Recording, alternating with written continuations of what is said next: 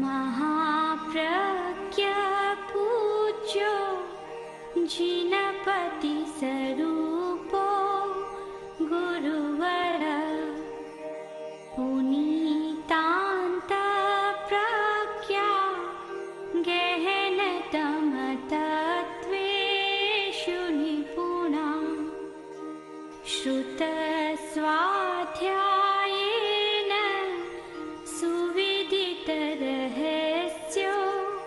विभुवर प्रशस्या शास्त्राणां सुषमतरसम्पादनश्रुति महाप्रज्ञा पूज्यो जिनपति स्वरूपो गुरुवर। तपस्या का धार्मिक मूल्य है वे तो सब जानते, किंतु तपस्या का जो शारीरिक, मानसिक और भावनात्मक मूल्य है उसे कम लोग जानते। हम शरीरधारी हैं, शरीर के माध्यम से सारी क्रियाएं करते हैं और शरीर भोजन के बिना चलता नहीं, उसे भोजन देना होता है। भोजन देना एक बात है और भोजन कैसा देना चाहिए बिल्कुल दूसरी बात है। भोजन देना तो अनिवार्य मानते हैं कि खाए बिना कुछ नहीं चलता, और प्रसिद्ध कहावतें भी बहुत चल पड़ी, भूखे भजन न होई गोपाला, भूखा आदमी भजन नहीं कर सकता। तो खाने की जरूरत तो सब मानते हैं, पर खाने का तरीका क्या हो इस बात को कम जानते हैं। एक प्रकार का भोजन करते हैं और मानसिक स्थिति विकृत बन जाती है। गीता में बहुत सुंदर विश्लेषण किया कि सात्विक, राजसिक और तामसिक। एक तामसिक भोजन होता है, एक राजस भोजन होता है और एक सात्विक होता है। स्वस्थ वह है जो हितकर भोजन करता है, स्वस्थ वह है जो परिमित भोजन करता, मित भोजन करता है, और स्वस्थ वह है जो हित भोजन करता है। पहला है हित भूख, हितकर भोजन। इस पर विचार करें कि खाने वाला हित का विचार करता है या प्रिय का विचार करता है। हित और प्रिय इन दो शब्दों पर भारतीय साहित्य में, अध्यात्म साहित्य में बहुत चिंतन हुआ है। एक होता है प्रिय और एक होता है हित। प्रिय अच्छा लगता है किंतु आगे जाकर परिणाम में अच्छा नहीं होता। हित एक बार शायद अच्छा न लगे पर उसका परिणाम अच्छा होता है, और वह व्यक्ति समझदार है जो परिणामदर्शी होता है, परिणाम को देखता है। कोई भी काम करे पहले सोचे इसका परिणाम क्या होगा। आवेश में आकर काम तो कर लेता है, जब परिणाम का समय आता है उस समय फिर भागता फिरता है, फिर फरार हो जाता है, फिर और कुछ हो जाता है। परिणाम के समय परिणामदर्शी जो आहार हितकर है, यानी परिणाम में अच्छा होता है, प्राय लोग स्वाद को ज्यादा महत्व देते हैं। स्वाद को महत्व मत दो, यह स्वर हजारों वर्षों से चल रहा है। और महात्मा गांधी ने तो एक व्रत ही बना दिया, ऐश्वाद व्रत। 11 व्रतों में एक व्रत है ऐश्वाद व्रत।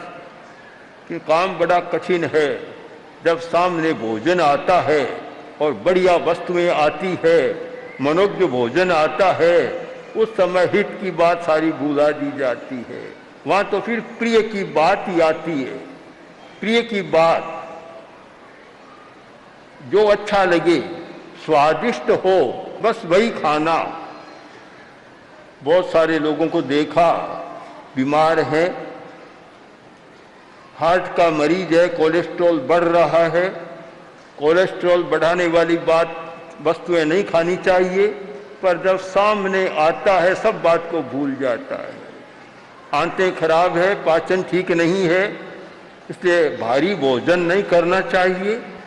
पर जब ये दाल का शीरा, बादाम का शीरा, कचौड़ी, पकोड़ा की गंध आती है, सब बात को भूल जाता है,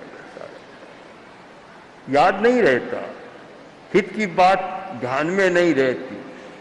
बहुत वे लोग कम हैं जो इतनी सावधानी के साथ चलते हैं कि मुझे हित कर भोजन करना है, प्रियता की बात को आगे नहीं रखना है। स्वस्थ कौन हो सकता है? जो हित भुक है, हित कर भोजन खाता है। आजकल पता नहीं क्या हो गया कि ये पत्र पत्रिकाओं में बहुत सारी महिलाएं नाना प्रकार के व्यंजनों का अपना छापती है और उसे देखकर सब लोग बनाने लग जाते हैं, खाने लग जाते हैं। खाने में शायद अच्छा लगता होगा, ये नहीं जानते कि ये ठीक है कि नहीं। अब मुझे तो आश्चर्य होता है, करेले का साग और उसमें भी छन्ना, चाहे तोरई का साग, जबकि एकदम प्रतिकूल बात है, एकदम विरोधी बात है कि तोरई के साथ, करेले के साथ दूध की कोई उत्पाद नहीं होनी चाहिए, कोई वस्तु ऐसी नहीं होनी चाहिए, पर सब में ये मिलाया जाता है, स्वाद लगता होगा।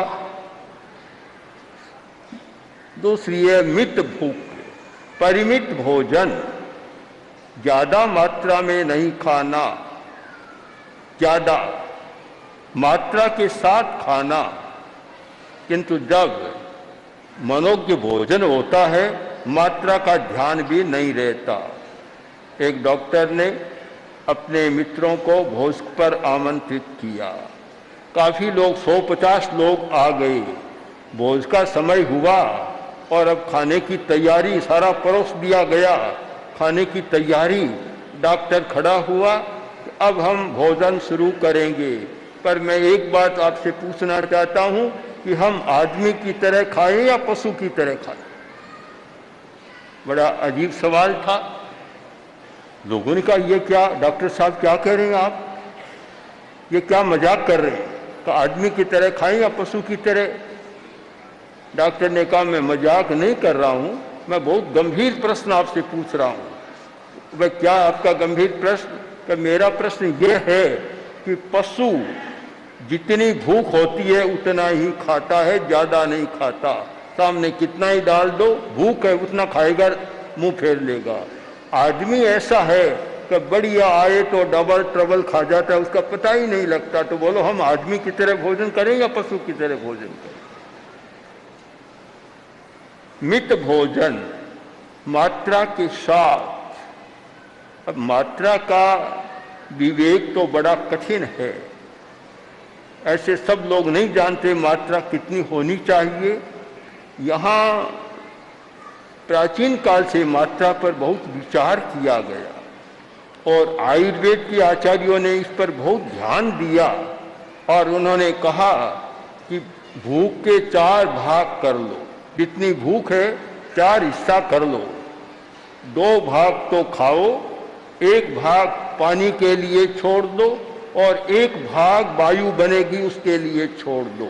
वह तो संतुलित भोजन। आजकल संतुलित भोजन की तालिकाएं तो पाठ्यक्रम में बहुत छपती है। बैलेंस्ड डाइट, संतुलित भोजन सारा आता है, पर उसमें यह मिलेगा कि यह इतना विटामिन्स होना चाहिए, खनिज होना चाहिए, लवण होना चाहिए, प्रोटीन होना चाहिए, ये तो सारा मिल जाएगा, पर मात्रा कितनी होनी चाहिए ये बड़ा कठिन है। मात्रा का विवेक बहुत मुश्किल से रहता है, बहुत ज़्यादा खाया जाता है।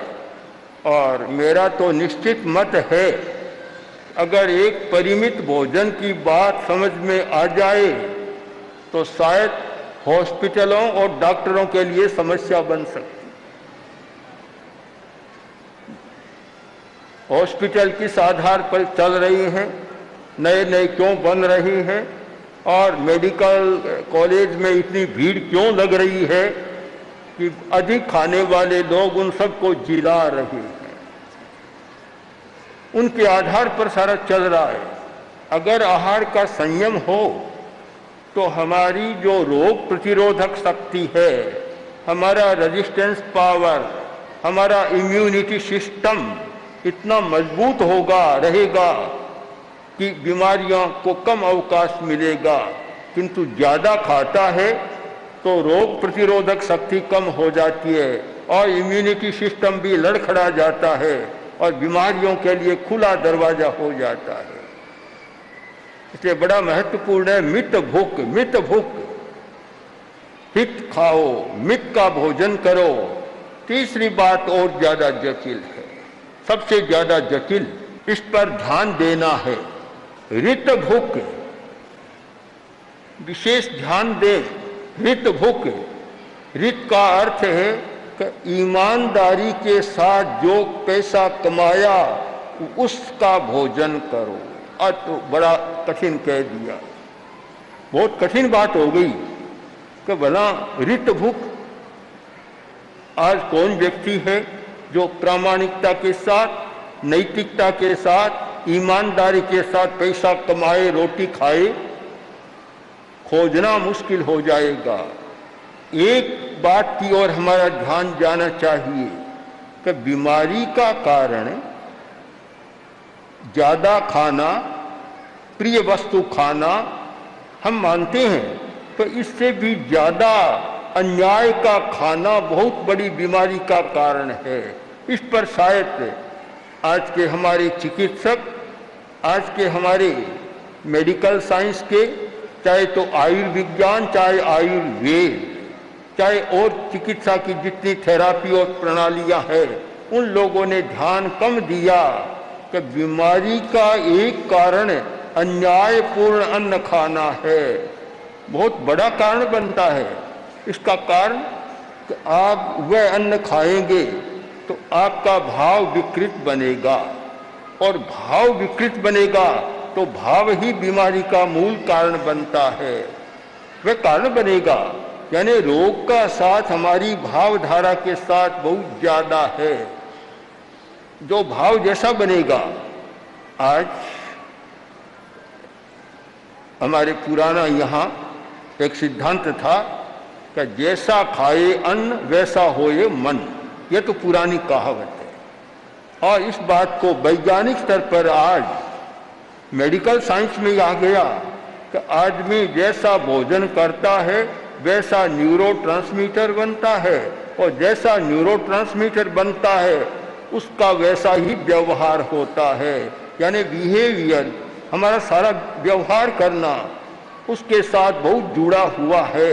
इसलिए भोजन की बात को साधारण नहीं मानना है।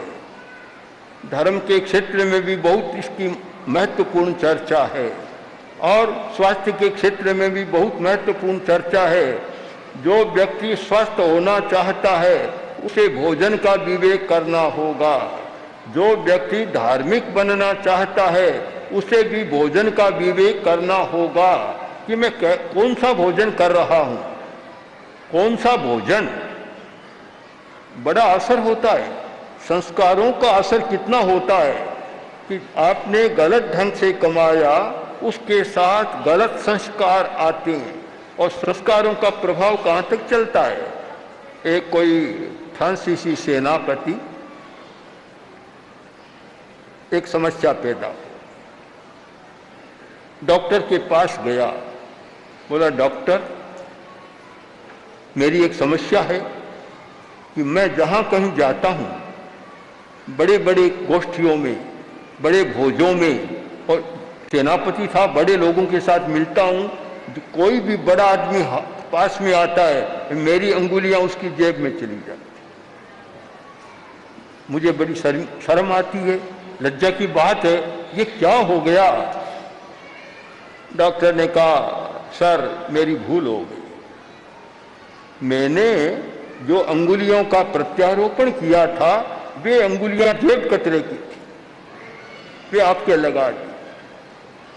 संस्कारों का संक्रमण कहाँ तक होता है हम शायद कल्पना नहीं कर सकते।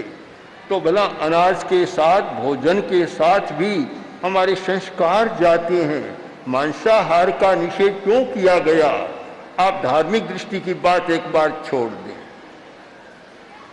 स्वास्थ्य के साथ संबंध इसका बहुत ज्यादा है कि शाकाहारी जितना स्वस्थ रह सकता है, मांसाहारी उतना स्वस्थ नहीं रहता। और इससे भी आगे की बात जो मुझे लगती है वह यह है कि पशु का संस्कार जो मांस में निहित है, मांस का भोजन करने वाला उन संस्कारों से बच नहीं सकता। वे पार्श्विक संस्कार उसमें आ जाते हैं और हमारे मस्तिष्क में 3 परतें मानी जाती है।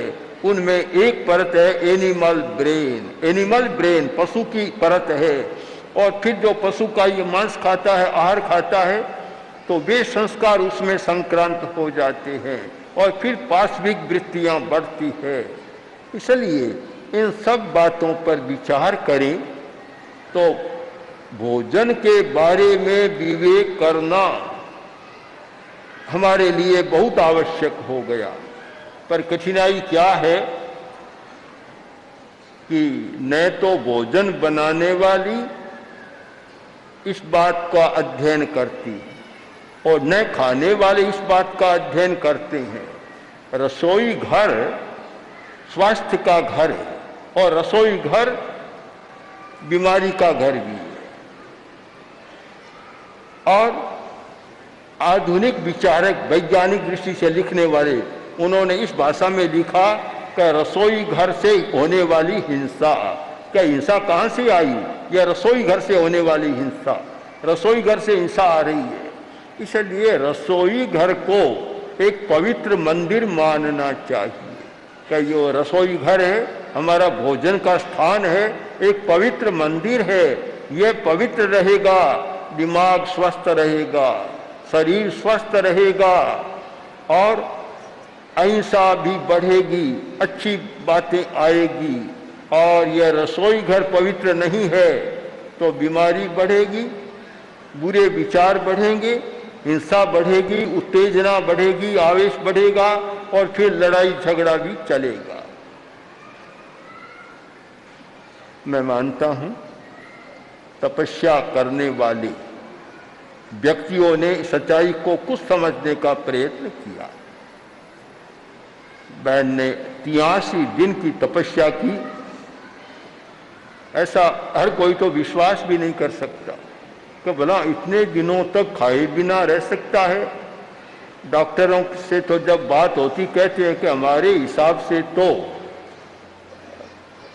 पूर्ति नहीं होती तो सारी रात में क्षीण होने लग जाती है। 5-10 दिन ही मुश्किल है, 80 दिन से ऊपर तक नहीं खाना एक बड़ी बात है।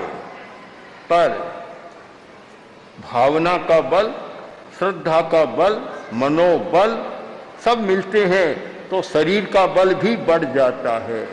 शरीर बेचारा अपने आप में क्या करता है? चलाने वाली है श्रद्धा। शरीर को कौन चलाती है? श्रद्धा चलाती है।